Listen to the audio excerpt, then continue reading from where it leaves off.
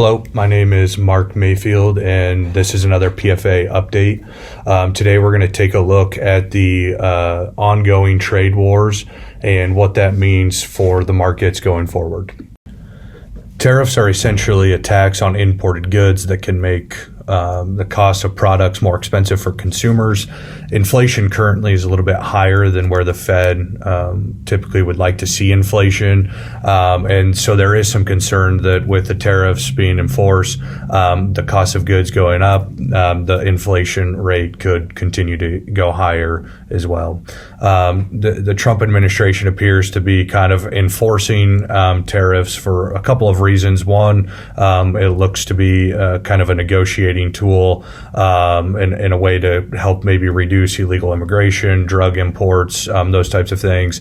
And then also just to kind of create a balance. So as the chart shows here, the U.S.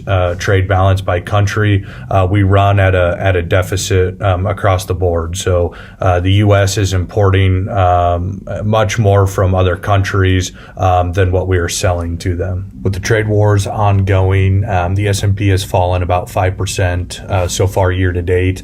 It feels like this may be a significant drop, but as this chart shows, drops of this size happen frequently.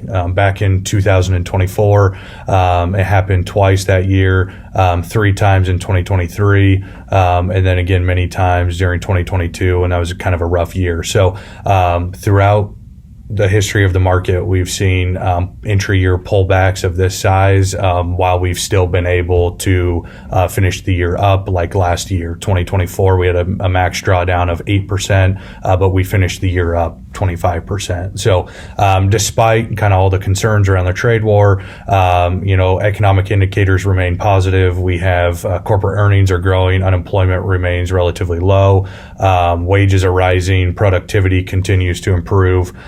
So the most effective strategy throughout all of this is just maintaining a long-term approach. Short-term swings can cause some investors to become anxious or nervous about their strategy, but those who stay consistently invested throughout the market's ups and downs typically benefit from the compound returns over time. So thank you for watching this PFA update, and we'll see you next month.